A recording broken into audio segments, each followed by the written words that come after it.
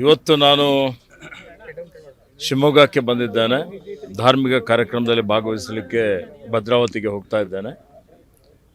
ಇವತ್ತು ಶೆಟ್ಟಿಹಳ್ಳಿ ವನ್ಯಜೀವಿ ಧಾಮದ ಏನು ರೀನೋಟಿಫಿಕೇಷನ್ ಪ್ರಸ್ತಾವನೆ ಸುಮಾರು 2016ರಿಂದ ಅದು ಪೆಂಡಿಂಗ್ ಇದೆ.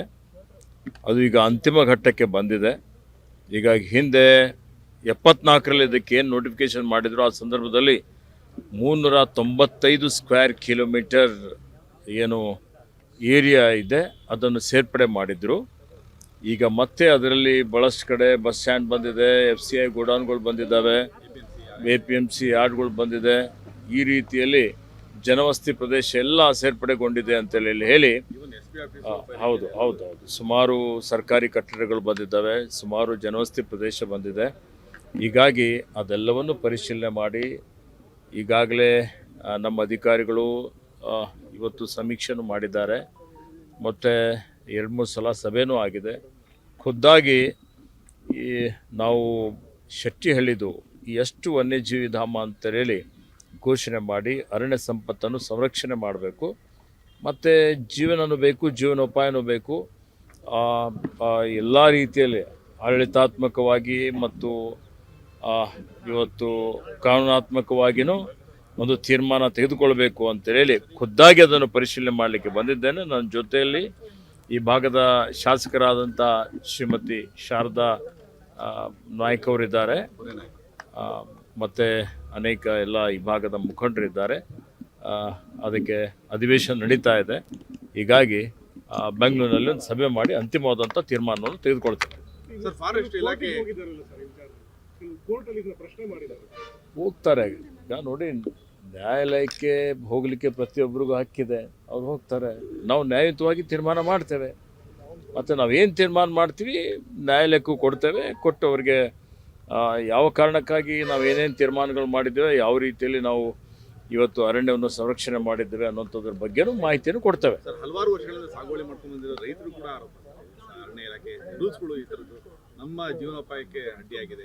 ನಾನು ಅದಕ್ಕೆ ಹೇಳಿದೆ, ಜೀವನೋಪಾಯ ಎರಡೂ ಬೇಕು.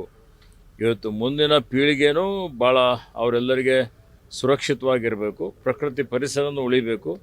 ಅದರ ಜೊತೆಯಲ್ಲಿ ಯಾರು ಬಡವರಿದ್ದಾರೆ ಅವ್ರಿಗೂ ರಕ್ಷಣೆ ಮಾಡುವಂಥ ಕೆಲಸ ನಮ್ಮ ಸರ್ಕಾರ ಮಾಡ್ತಾ ಇದೆ, ನಮ್ಮ ಇಲಾಖೆನೂ ಮಾಡ್ತದೆ. ಶರಾವತಿ ಸಂತ್ರಸ್ತರದ್ದು ಅದು ಕೂಡ ಹಾಗೆ. ಶರಾವತಿ ಸಂತ್ರಸ್ತರದ್ದು ಅಂತಿಮ ಘಟ್ಟಕ್ಕೆ ಬಂದಿದೆ. ಈಗಾಗಲೇ ಸರ್ವೋಚ್ಚ ನ್ಯಾಯಾಲಯದಲ್ಲಿ ನಾವೊಂದು ಏನು ಇವತ್ತು ಅಪೀಲ್ ಹಾಕಿದ್ದೇವೆ. ಅದು ಈಗಾಗಲೇ ಅವರು ಕೇಂದ್ರ ಸರ್ಕಾರ ಮತ್ತು ನಮ್ಮ ಅರಣ್ಯ ಇಲಾಖೆ ಸೇರಿ ಇವತ್ತು ತಾವು ತೀರ್ಮಾನ ಮಾಡಬೇಕು. ಅದಕ್ಕೆ ಅವರು ಸಮ್ಮತಿಯನ್ನು ಸೂಚಿಸಿದ್ದಾರೆ. ಈಗ ಕಂದಾಯ ಇಲಾಖೆಯವರು ಎಷ್ಟು ಜನ ಅರ್ಹರಾದಂಥ ಫಲಾನುಭವಿಗಳಿದ್ದಾರೆ, ಸಂತ್ರಸ್ತರಿದ್ದಾರೆ, ಅವರನ್ನು ಗುರುತಿಸಿ ಅಂತಿಮವಾಗಿ ಅವ್ರದ್ದು ಒಂದು ಪಟ್ಟಿಯನ್ನು ಕೊಟ್ಟುಬಿಟ್ಟು ಅದನ್ನು ಘೋಷಣೆ ಮಾಡಿ ಅವರಿಗೆ ಹಕ್ಕುಗಳನ್ನು ಕೊಡಿ ಅನ್ನುವಂಥ ಮಾತನ್ನು ಹೇಳಿದ್ದಾರೆ. ಆ ಪ್ರಕ್ರಿಯೆ ನಡೀತಾ ಇದೆ. ನಮ್ಮ ಇಲಾಖೆಯವರು ಕಂದಾಯ ಇಲಾಖೆಯವ್ರ ಜೊತೆಯಲ್ಲಿ ನಿರಂತರವಾಗಿ ಸಂಪರ್ಕದಲ್ಲಿದ್ದಾರೆ. ಕಂದಾಯ ಇಲಾಖೆ ತೀರ್ಮಾನ ಮಾಡಿದ ಮೇಲೆ ಯಾರು ಅರ್ಹ ಸಂತ್ರಸ್ತರೇನಿದ್ದಾರೆ ಅವರಿಗೆ ಪ್ರಥಮವಾಗಿ ಇಷ್ಟು ವರ್ಷ ನಂತರ ಸುಮಾರು 25-40 ಅಂದರೆ 60 ವರ್ಷ ನಂತರ ಅವರಿಗೆ ಪರ್ಮನೆಂಟಾಗಿ ನಾವು ಅವರಿಗೆ ಹಕ್ಕನ್ನು ಕೊಡುವಂಥ ಕೆಲಸ ನಮ್ಮ ಸರ್ಕಾರ ಮಾಡ್ತದೆ, ನಮ್ಮ ಇಲಾಖೆ ಮಾಡ್ತದೆ. ಕೆಲವೊಂದು ಬೇಗಣೆಗೆ ತೆಗೆದುಕೊಂಡಿದ್ದೇವೆ. ಈಗಾಗಲೇ ನೇಮಕಾತಿ ವಿಚಾರದಲ್ಲೂ ಅವರಿಗೆ ವಿಶ್ವಾಸದಲ್ಲಿ ತೆಗೆದುಕೊಂಡು ಒಂದು ತೀರ್ಮಾನವನ್ನು ನಾನು ಮಾಡಿದ್ದೇನೆ, ಕೊಡಬೇಕು ಅಂತ ಮಾಡಿದ್ದೇವೆ. ಈಗ ಇದು ಸಿಗಂದೂರು ಸೇತುವೆಗೆ ಅಪ್ರೋಚ್ ರೋಡ್ ಅದು ಕೂಡ ಅರಣ್ಯ ಇಲಾಖೆ ಬರುತ್ತೆ, ಅದು ಹೈವೇಗೆ. ನೋಡಿ, ಈಗಾಗಲೇ ಹೇಳಿದ್ದೇನೆ ಎಲ್ಲೆಲ್ಲಿ ಅವಶ್ಯಕತೆ ಇದೆ. ನೋಡಿ, ವನ್ಯಜೀವಿಗಳ ಸಂರಕ್ಷಣೆನೂ ಆಗಬೇಕು, ಪ್ರಕೃತಿ ಪರಿಸರನೂ ಉಳಿಬೇಕು, ಅದರ ಜೊತೆಯಲ್ಲಿ ಅಭಿವೃದ್ಧಿನೂ ಆಗಬೇಕು. ಸುಸ್ಥಿರ ಅಭಿವೃದ್ಧಿ ಅಂತ ಹೇಳ್ತೀವಿ. ಸುಸ್ಥಿರ ಅಭಿವೃದ್ಧಿ ಅಂತ ಹೇಳಿದರೆ ಇವತ್ತು ಯಾವುದೇ ರೀತಿಯಲ್ಲಿ ತೊಂದರೆ ಆಗದ ರೀತಿಯಲ್ಲಿ ನಾವು ಅಭಿವೃದ್ಧಿ ಮಾಡಬೇಕು ಅನ್ನೋಂಥದ್ದು, ಕನಿಷ್ಠ ಮಟ್ಟದ ಒಂದು ಪ್ರಕೃತಿಗೆ ಯಾವುದೇ ರೀತಿ ಧಕ್ಕೆ ಆಗದ ರೀತಿಯಲ್ಲಿ ಮಾಡಬೇಕು ಅನ್ನೋಂಥದ್ದು ಇವತ್ತು ಆ ನಿಟ್ಟಿನಲ್ಲಿ ನಾವು ತೀರ್ಮಾನಗಳನ್ನು ತೆಗೆದುಕೊಳ್ತಾ ಇದ್ದೇವೆ.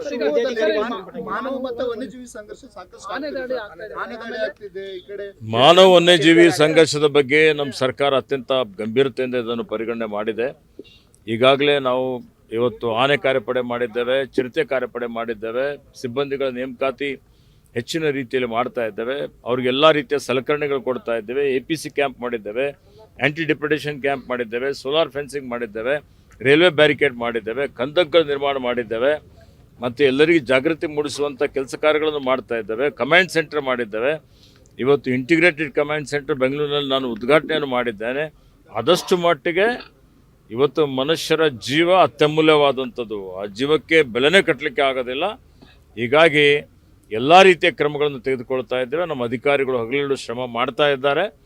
ಇವತ್ತು ನಾನು ದೇವರಲ್ಲಿ ಪ್ರಾರ್ಥನೆಯನ್ನು ಮಾಡ್ತಾ ಇದ್ದೇನೆ, ಒಂದೇ ಒಂದು ಜೀವ ಕಳೆದುಕೊಳ್ಳದ ರೀತಿಯಲ್ಲಿ ಇವತ್ತು ಮಾನವ ಪ್ರಾಣನೂ ಉಳಿಬೇಕು ಮತ್ತು ವನ್ಯಜೀವಿಗಳು ಸಂರಕ್ಷಣೆ ಆಗಬೇಕು ಅನ್ನೋಂಥದ್ದು ನಮ್ಮ ಒಂದು ದೇವೋದ್ದೇಶ. ಪಶು ವೈದ್ಯಾಧಿಕಾರಿಗಳಿಗೆ ಸಂಬಂಧಪಟ್ಟಂತೆ ಇದು ಪೂರಕವಾಗಿ 12 ಹುದ್ದೆಗಳಲ್ಲಿ ಬರೀ 5 ಹುದ್ದೆಗಳಷ್ಟೇ. ಈಗಾಗಲೇ ಮಾನ್ಯ ಮುಖ್ಯಮಂತ್ರಿಗಳು 15 ಜನ ಪಶು ವೈದ್ಯಾಧಿಕಾರಿಗಳಿಗೆ ಇವತ್ತು ಅವ್ರ ನೇಮಕಾತಿ ಮಾಡಿಕೊಳ್ಳಿಕ್ಕೆ, ನೇರ ನೇಮಕಾತಿ ಮಾಡಿಕೊಳ್ಳಿಕ್ಕೆ ನಮಗೆ ಅನುಮತಿಯನ್ನು ಕೊಟ್ಟಿದ್ದಾರೆ. ಆರ್ಥಿಕ ಇಲಾಖೆಯವರು ಅದನ್ನು ಕ್ಲಿಯರೆನ್ಸ್ ಮಾಡಿದ್ದಾರೆ. ಇವತ್ತು ನಿಯಮಾನುಸಾರ ಅದನ್ನು ನಾವು ನೇರ ನೇಮಕಾತಿ ಮಾಡಿಕೊಡುವಂಥ ಪ್ರಕ್ರಿಯೆ ಆದಷ್ಟು ಬೇಗ ಪ್ರಾರಂಭ ಮಾಡಿ 6 ತಿಂಗಳ ಒಳಗಾಗಿ ನೇಮಕಾತಿ ಮಾಡಿಕೊಳ್ಬೇಕು ಅಂತೇಳಿ ಸೂಚನೆಯನ್ನು ಕೊಟ್ಟಿದ್ದೇನೆ. ಅಲ್ಲಿವರೆಗೆ ತಾತ್ಕಾಲಿಕವಾಗಿ ಹೊರಗುತ್ತಿಗೆ ಆಧಾರದ ಮೇಲೆ ಇವತ್ತು ಪಶು ವೈದ್ಯರಿಗೆ ನೇಮಕಾತಿ ಮಾಡಿಕೊಳ್ಳಿಕ್ಕೆ ಈಗಾಗಲೇ ಅವರಿಗೆ ಅನುವು ಮಾಡಿ ಕೊಟ್ಟಿದ್ದೇವೆ.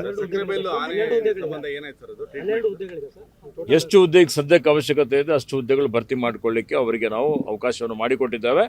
ಪರ್ಮನೆಂಟ್ ಆಗಿ 15 ಹುದ್ದೆಗಳನ್ನು ಭರ್ತಿ ಮಾಡಿಕೊಳ್ಳುವಂಥ ಪ್ರಕ್ರಿಯೆಯನ್ನು ಪ್ರಾರಂಭ ಆಗ್ತಾ ಇದೆ. ಸಕ್ಕರೆಬೈಲು ಆನೆಗಳದ್ದು ಟ್ರೀಟ್ಮೆಂಟ್ ನಡೀತಾ ಇತ್ತು ನೋಡಿ, ಸಕ್ಕರೆ ಬೈಲಲ್ಲಿ ಸ್ವಲ್ಪ ಇವತ್ತು ಆನೆಗಳ ಅನಾರೋಗ್ಯ ಇದೆ ಅನ್ನುವಂಥದ್ದು ನನಗೆ ಮಾಹಿತಿ ಬಂದ ತಕ್ಷಣ ಹನುಮಂತಪ್ಪಗೆ ನಾನು ಸೂಚನೆಯನ್ನು ಕೊಟ್ಟು ಇವತ್ತು ಹಿರಿಯ ಪಶು ವೈದ್ಯರುಗಳಿಗೆ ಕಳಿಸಿ ಆನೆಗಳಿಗೆ ಆರೈಕೆ ಮಾಡಬೇಕು, ಅವ್ರಿಗೆ ಚಿಕಿತ್ಸೆ ಕೊಡಬೇಕು ಅಂತ ಹೇಳಿದ್ದೇನೆ.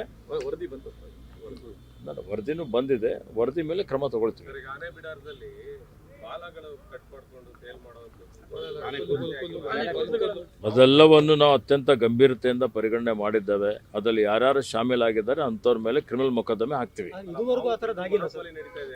ಆಗ್ತದೆ. ಈಗ ನೋಡಿ, ಇದುವರೆಗೂ ಯಾರ ಗಮನಕ್ಕೂ ಬರ್ತಾ ಇರಲಿಲ್ಲ. ಅಲ್ಲ, ಸಾಕಷ್ಟು ಈಗ ಸರ್ಕಾರದ ಗಮನಕ್ಕೂ ಬರ್ತಾ ಇದೆ. ಸರ್ಕಾರ ಕ್ರಮನೂ ತಗೊಳ್ತಾ ಇದೆ. ಅರಣ್ಯ ಇಲಾಖೆ ಕ್ರಮ ತಗೊಳ್ತದೆ. ಆನೆಗಳ ಮೇಲೆ ಆಕ್ಷನ್ ಆಗ್ತಾ ಇಲ್ಲ ಅಂತ ಮಾರಪ್ಪ ರಿಟೈರ್ಡ್ ಆಗಿ ಹಿಡಿದಿದ್ದಾರೆ ಮಾವುತರನ್ನ, ಆದ್ರೂ ಅವ್ರ ಮೇಲೆ ಆಕ್ಷನ್ ಆಗ್ತಾ ಇಲ್ಲ ಅಂತ. ನೋಡಿ, ನನಗೆ ತಿಳಿದ ಮಟ್ಟಿಗೆ ಮೊಕದ್ದಮೆ ಹಾಕಿದ್ದಾರೆ. ಅವ್ರ ಮೇಲೆ ಕ್ರಮನೂ ಆಗ್ತದೆ ಮತ್ತು ಶಿಕ್ಷೆ ಕೊಡುವಂಥ ಕೆಲಸನೂ ನಮ್ಮ ಕಡೆಯಿಂದ ಮಾಡ್ತೇವೆ. ಸರ್, ಆನೆಗಳ ಅನಾರೋಗ್ಯದ ವರದಿ ಏನು ವರದಿ ಬಂದಿದೆಯಾ? ನೋಡಿ, ಈಗಾಗಲೇ ಇವತ್ತು ಅದಕ್ಕೆ ನಾನು ತನಿಖೆಗೆ ಆದೇಶ ಕೊಟ್ಟಿದ್ದೇನೆ. ಇವತ್ತು ವರದಿ ಅಧ್ಯಯನ ಮಾಡಿ ನಿಮಗೆ ಮತ್ತೆ ಪ್ರತಿಕ್ರಿಯೆ ಕೊಡ್ತೇನೆ. Thank you.